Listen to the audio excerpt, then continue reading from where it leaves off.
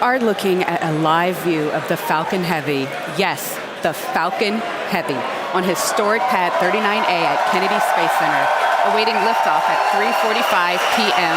local time. Welcome to our live launch webcast. My name is Lauren Lyons. I'm an engineer in our flight reliability department here at SpaceX, and I am so excited to be here with you today, along with my co-hosts, bringing you coverage of the first ever test flight of Falcon Heavy. At liftoff, Falcon Heavy is going to be the world's most powerful operational rocket by a factor of 2. And today is the day that we attempt to demonstrate that power. And because it is a test flight, there is no satellite customer on board the vehicle today, but the fairing is not empty. We do have some very interesting payloads going up on this flight that we'll talk about later on in the webcast. We'll also walk you through the mission profile because this ain't your typical Falcon launch. We've got 28 engines, 3 boosters, 3 separation events, 3 landing attempts, and there's going to be a lot of activity happening all at once. So this test flight is bound to be exciting one way or another.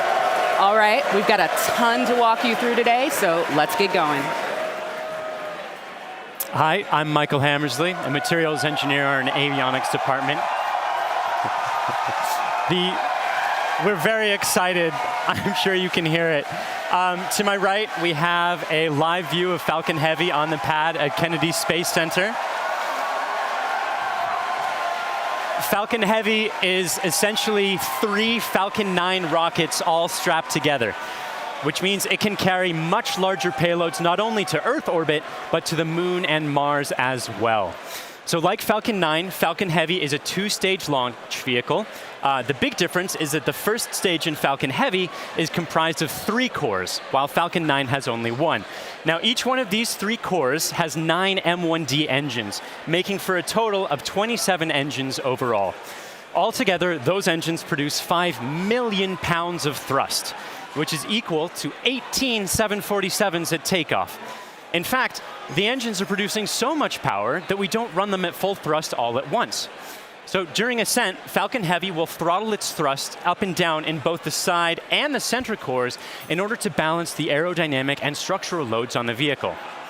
So about halfway through the first stage's burn, the 2 side boosters will separate and come back to Earth for a simultaneous landing at Cape Canaveral Air Force Station. More about that a bit later.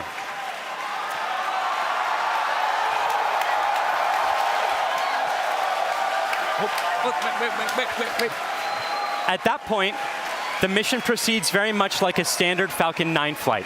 The center core will keep on firing for another minute to burn all of its fuel, and it will perform a standard stage separation from the second stage on top.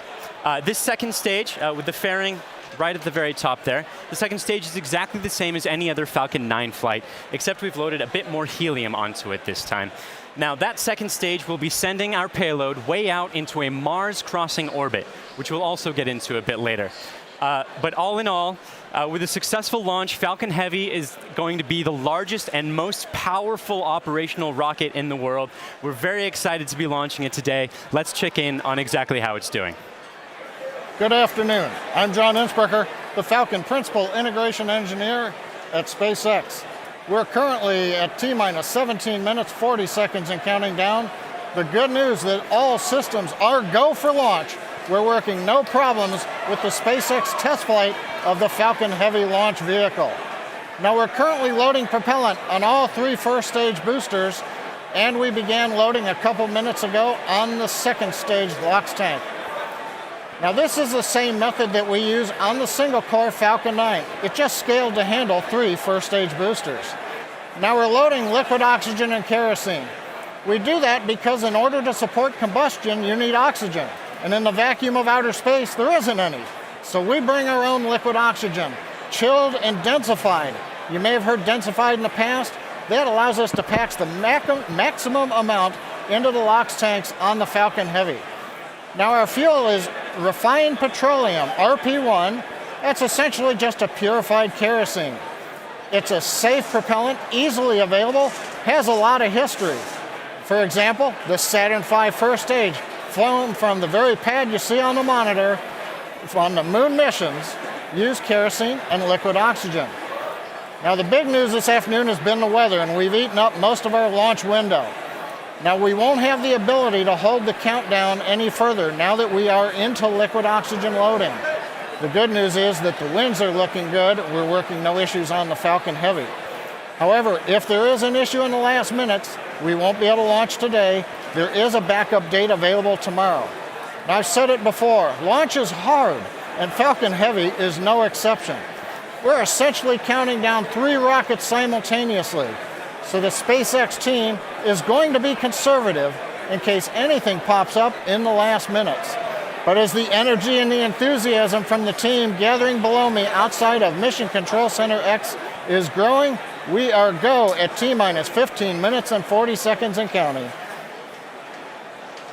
My name is Brian, and I'm part of the software team here, and I'm standing just outside Mission Control as the crowd gathers behind me.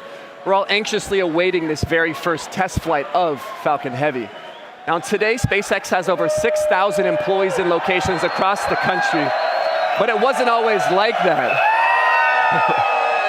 Now when SpaceX was first founded in 2002, it was just a small group of engineers who believed that they could reduce the cost of exploring space, but had never actually built a rocket themselves. Now, Falcon 1 was the first rocket we developed, and it was pretty small relative to Falcon 9 and Falcon Heavy. While the Falcon Heavy on the right of your screen is over 230 feet tall, Falcon 1 stood only about 70 feet tall and could only carry about ½ a ton to orbit. However, despite its small size, Falcon 1 served a very large purpose. It was our roadmap to using modern technologies to engineer a vehicle that was not just more reliable, but was less expensive than alternatives. Now, we had 3 test flights of the Falcon 1 before we found success. But on that 4th Falcon 1 flight, it became the first privately developed liquid-fueled rocket to reach Earth orbit. Now, fast forward to today, and SpaceX has had 49 successful rocket launches. We have recovered 21 first stages, and we have reflown 6 of those. We have had 14 Dragon launches and have successfully reused the spacecraft as well. Now, our next step on this journey is just minutes from now when we'll attempt the first test flight of our heavy lift launch vehicle. Now, there have been many challenges along this long road, and it has not been easy. But no matter what happens today, it has all been worth it. Now, one of the many challenges we're hoping to overcome with this test flight is the recovery of all 3 cores of the Falcon Heavy first stage. Although we have demonstrated success with the recovery of a single core, 3 is on a whole nother level. So let's check in with Michael to get an overview of what that story may look like. At SpaceX, our primary goal is to enable people to live on other planets, most notably Mars. But it's hard to do this without dramatically lowering the cost of access to space. And the best way to accomplish that is to reuse as much of the rocket as possible. So we've been successful at landing and reusing Falcon 9 rockets for over 2 years now, and Falcon Heavy aims to continue this trend of reusability. So today, we'll be attempting to recover all 3 of the first stage cores by using both of our landing methods, by land and by sea. So the side boosters have actually been used before on missions TICOM 8 and CRS 9, and at the time of booster separation, during ascent, the side cores will still be going slowly enough to turn around. So it makes sense to return them to Cape. They'll be executing a 3-burn maneuver to get them back to landing zones 1 and 2 and Cape Canaveral Air Force Station. You may have heard of landing zone 1. Landing zone 2 is an identical landing pad right next to it for Falcon Heavy landings. The center core will be going too fast to efficiently return it to Cape Canaveral Air Force Station. So we're going to use the autonomous spaceport drone ship to catch it about 300 miles off the Florida coast. It will also be executing 3 burns to get there. So if all goes well after launch, we'll have 3 first stage cores back on Earth, 2 for the second time, and a wealth of data for perfecting airplane-like operation in the future. So countdown is still proceeding nominally, so let's check in again on how Falcon Heavy is doing. We just passed T-minus 12 minutes in the countdown of the test flight of Falcon Heavy. Fuel is completely loaded on the second stage. The first stage is also loaded with fuel, except for a small top-off that'll happen between T-minus 7 minutes and T-minus 6 minutes. Our major activity now is loading liquid oxygen on the boosters and the second stage. Liquid oxygen propellant loading on the first stages will end between T-minus 4 minutes and T-minus 3 minutes. Liquid oxygen loading on the second stage is the last one to finish, ending by T-minus 2 minutes. Now, in addition to loading propellant, the team is preparing to perform their final checks of the Merlin engines. will begin chill-in of the Merlin engine turbopumps with liquid oxygen as typical at T-minus 7 minutes like we do on Falcon 9 flights. We'll also be verifying valves and using the thrust vector control actuators to move the engines to verify the actuators are working correctly. As we get to T-minus 4 minutes, the clamp on the top of the strung back will open. You can see it just behind the Falcon Heavy. That entire structure will move about 1.5 degrees away from the rocket. At liftoff, it will move the rest of the way to clear Falcon Heavy, just like Falcon 9 flights. At the T-minus 1 minute mark, the flight computers will go into startup mode. They'll be controlling the countdown on the Falcon Heavy. What's different in this flight, engine ignition will begin at T-minus 5 seconds on the 2 side boosters, followed 2 seconds later by the center core. Now we're continuing to watch the weather, making sure that the ground liftoff winds don't exceed the maximum, but they're looking good right now. We continue monitoring the upper altitude winds as reported by the balloons. But right now at T-minus 10 minutes and 10 seconds and counting, the Falcon Heavy test flight is go. Because the first flight of Falcon Heavy is a test mission, we do not have a customer spacecraft on board today. Instead, we put something a little special with SpaceX inside the fairing. Now, more often than not, on the first flight of a new rocket, engineers will choose to fly a mass simulator, which is basically a heavy object of some sort to simulate the dynamics of flying a payload, but with little consequence if the mission doesn't work out exactly as planned. And as many of you already know, we have opted to have a little fun with our mass simulator. Stacked inside the fairing is Elon's cherry red Tesla Roadster, and inside of it, a passenger. His name is Starman, but don't worry, he's not human. But he is donning the SpaceX-designed spacesuit that our human astronauts will be wearing on Crew Dragon. And if all goes well today, we hope to get some live views of it as it makes its way into space. Now, in addition to the Roadster, you might also catch a glimpse of a smaller passenger, which is a tiny little Hot Wheel Roadster carrying a tiny little Starman, which is a little Easter egg for today's mission, so keep your eyes peeled for that. But those are not the only payloads we're flying today. Secured inside the Roadster is another really special passenger called an ARC. An ARC is a 5D laser optical quartz storage device, which is essentially a high-tech, high-data storage unit that can survive in the harsh environment of space. It's built by the ARC Mission Foundation, which is an organization whose purpose is to store libraries of human knowledge and data on these devices and send them off into space with interplanetary travelers, thus preserving human achievements well beyond Earth.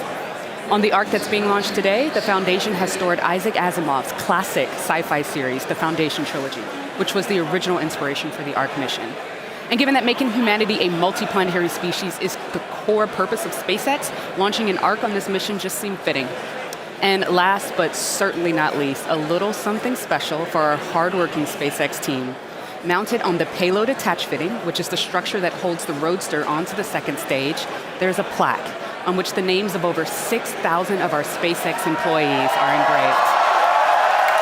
The work that goes into designing, building, testing, and launching a vehicle of this sort is no small feat. And we are super excited to be a part of the Roadster's billion-year journey through the solar system. As Lauren just mentioned, if all goes well today, Falcon Heavy will put the Roadster on board into an Earth-Mars orbit around the sun on a journey that could last for 1 billion years. Now, on a universal scale, this means that the Roadster will be tracing the shape of an ellipse with the sun at one of its fixed points, or one of its foci. Now, we call this heliocentric because it is sun-centered. The outermost distance on that same ellipse will intersect the path that Mars takes while it is on its own journey around the sun. That's quite far away. That will reach a maximum distance from Earth of over 400 million kilometers. In Earth terms, that's about the same as a trip around the equator 10,000 times. Now, during its journey, the Roadster will also reach a maximum velocity of nearly 40,000 kilometers per hour, or about 20 times faster than a speeding bullet. Now, as we said, it should stay up in orbit around the sun for about 1 billion years, and it's a very long, exciting road ahead, and we are thrilled to be able to take the first steps on that journey just 5 minutes from now.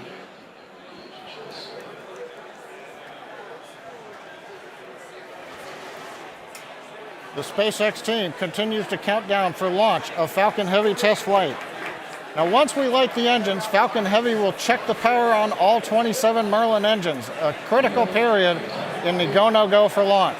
It'll then command release from the ground hold downs. 40 seconds into flight, we'll decrease power on the 2 side boosters in preparation for maximum aerodynamic loads on the vehicle. Once we get through this period, Falcon Heavy will throttle back up to full power on the side boosters. About half a minute later, we will again throttle down the 2 side boosters. This time we're decreasing the forces on the rocket structure. At this point in flight, the vehicle is much lighter, having burned off much of the propellant, but we are increasing thrust. 2.5 minutes into flight, we'll fully turn off the side boosters, an event called BECO, Booster Engine Cutoff. At this point, the pneumatic separation system on the center core will unlock the 2 side boosters and push them away. The side boosters will disconnect first at the top of the center core, then milliseconds later from the bottom, so they'll actually rotate away from the center core slightly. Once the side boosters are clear, the center core will throttle up to full power and burn for another 25 seconds. Finally, at just past 3 minutes after liftoff, the center core will shut down, an event called MECO, Main Engine Cutoff, and the second stage will separate. From this point on, it's like a Falcon 9 mission. The fairing will separate, the MVAC-D upper stage engine fires, eventually sending the stage and payload out into the solar system to orbit around the sun. So that gives you a feel for the sequence of events we're planning on today's flight. So now, at T-minus 4 minutes, 45 seconds and counting, let's witness the test flight of Falcon Heavy.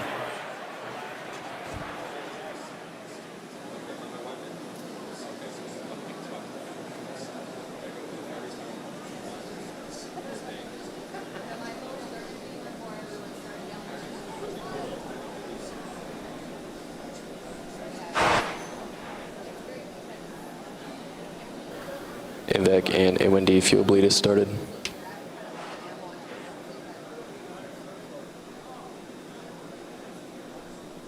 Safety NY critical lock arms are slow, open. throttling to close up.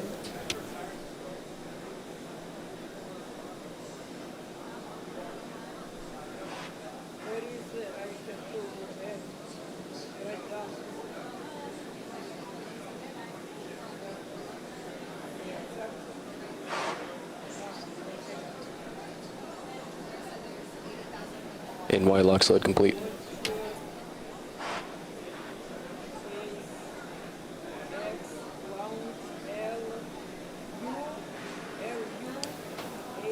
PY lock slide, throttling to close up. PY lock slide complete.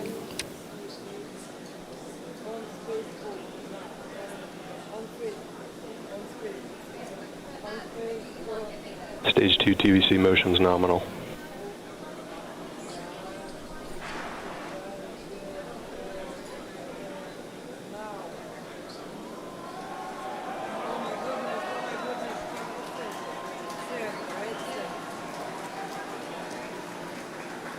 BOGO bleed verification.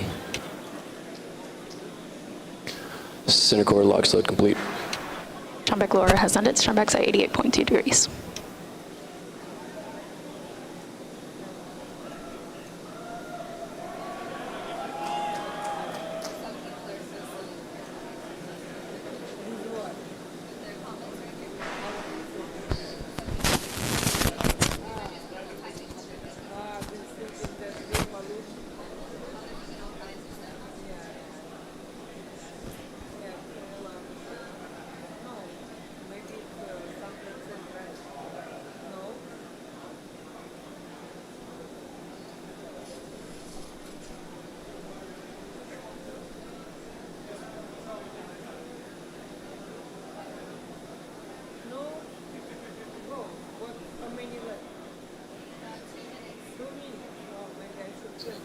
Stage 2 lock load complete. Falcon Heavy prop load is complete.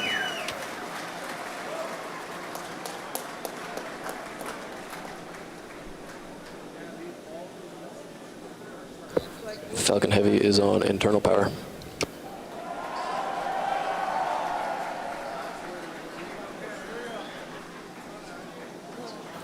Vehicles in self-align. Ground gas closeouts has started. Falcon Heavy gas loads are complete.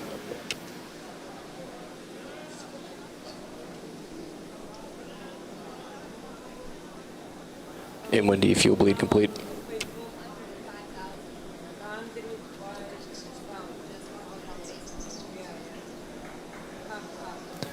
M1D engine chill is complete. AFTS is ready for launch. Ground gas closeouts are complete. Falcon Heavy is in startup.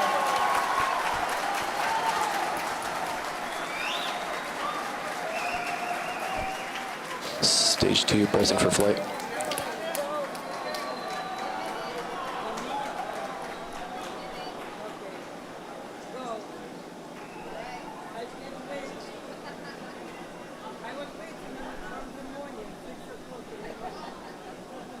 T-minus 30 seconds.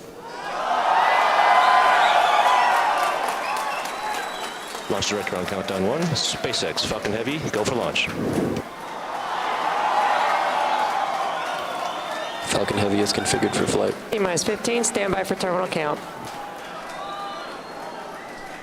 10, 9, 8, Side booster ignition. 6, 5, 4, 3, 2, 1, 0. Ignition. Off, go Falcon Heavy.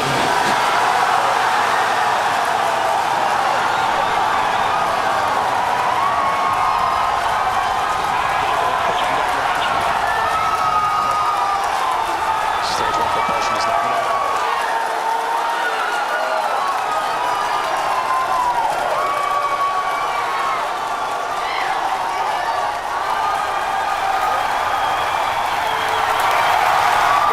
T plus 30 seconds, if you can hear me over the cheering. Falcon Heavy heading to space on our test flight. Building on the history of Saturn V Apollo, returning pad 39A to interplanetary missions. We're getting ready to throttle down for max Q.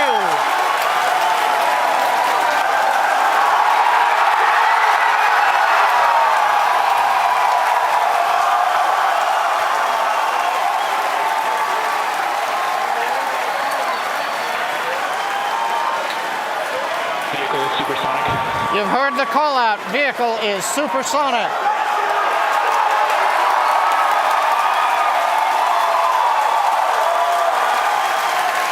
Side boosters are now throttling back up to full Vehicle has power. reached maximum dynamic pressure. We're past max Q, the period of maximum loads on the vehicle.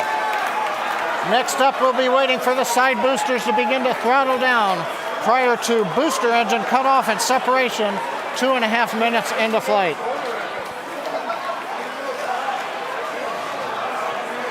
GNC trajectory looks good on the Falcon Heavy.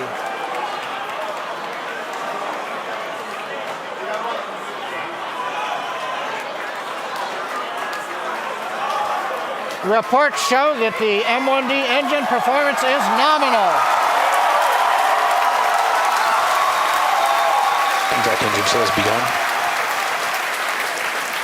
Side boosters have begun to throttle down in preparation for the upcoming shutdown in 20 seconds.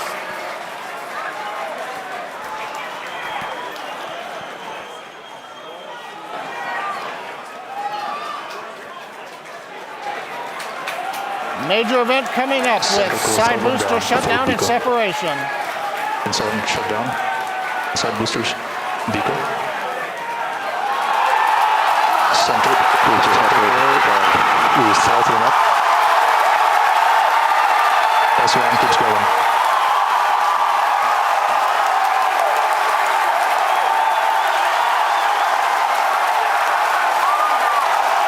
Still booster base box started.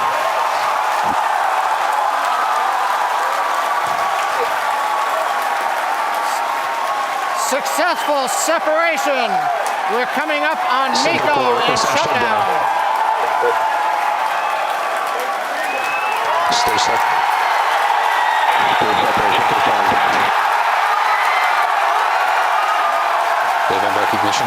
This big burn looks good on side boosters. Background startup.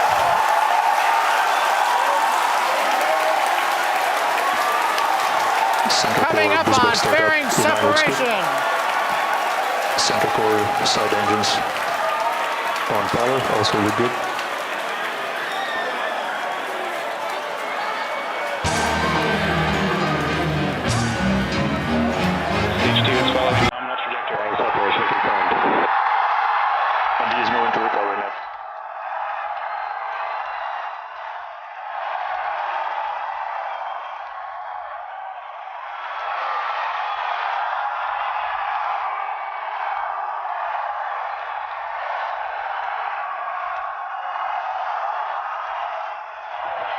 Side booster, boost back, shutdown. Center core boost back burn shutdown.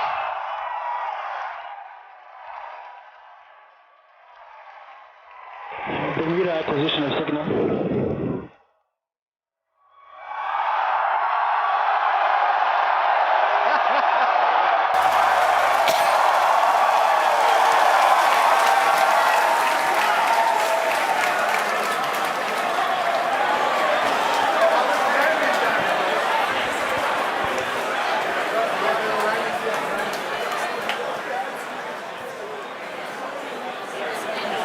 Wow. Wow. Did you guys see that? That was awesome. That's the only thing I can really that was say absolutely right now. wild. Absolutely wild. I got nothing else. Oh, man. Recapping all the great things that you just saw there. Successful liftoff from the pad, successful stage separation, but before that, successful booster separation. You can see stage one. The two side boosters, pardon me, you can see the center core, and you can see MVAC lit up. Oh my gosh. Then the beautiful shots of Starman chilling in the Tesla Roadster. Just absolutely incredible. On your screen at the moment, you've got a few things happening. On the upper right, you've got MVAC D continuing its burn. On the upper left, you have the center core headed back towards the autonomous spaceport drone ship. And in the two bottom screens, you've got the side boosters headed back towards Cape Canaveral Air Force Station, landing zones 1 and 2.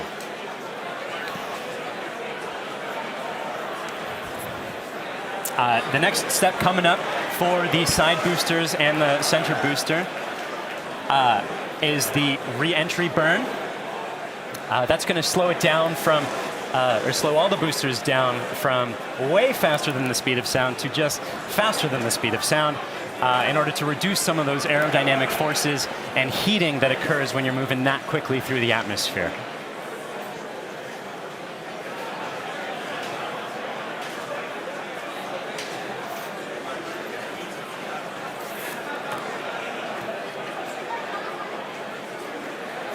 And as you can see on your screen, that re-entry burn for those two side boosters has begun.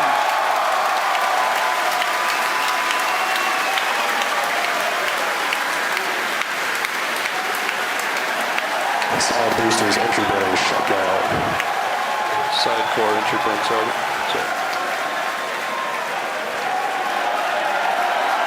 The center core in the upper left of your screen performing its own re-entry burn.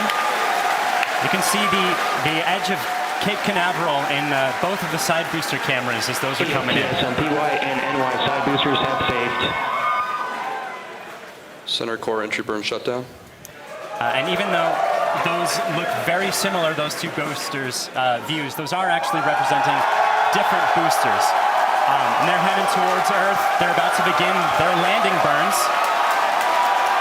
We'll hopefully be able to bring you nice footage of that. Both side boosters transonic.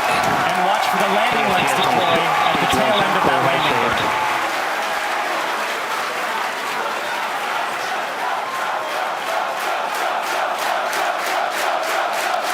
And that landing burn has started. Both boosters looking to be on track towards their respective landing zones. Landing burns have started. Side boosters landing legs have deployed.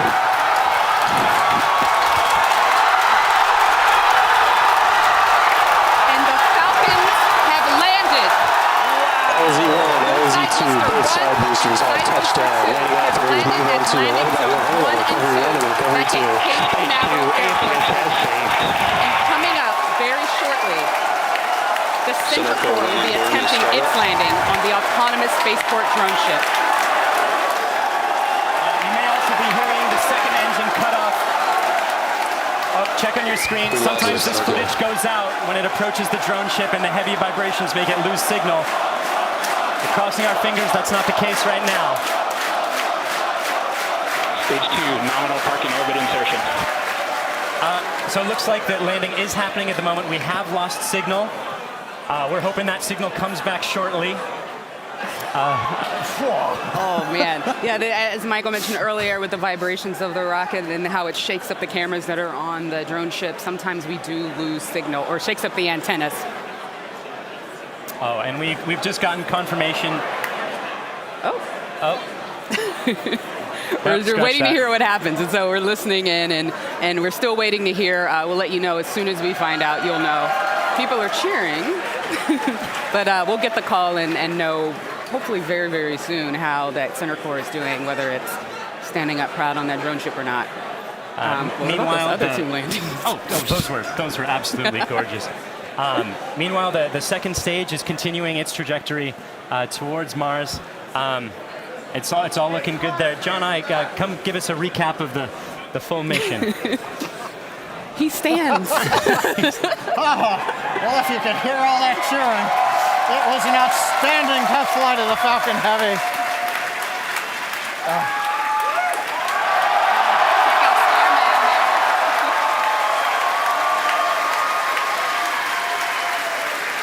Cameras cycling right now. Live views coming down from low Earth orbit. The second stage successfully got there, and it got there as the culmination of a great Falcon Heavy test flight.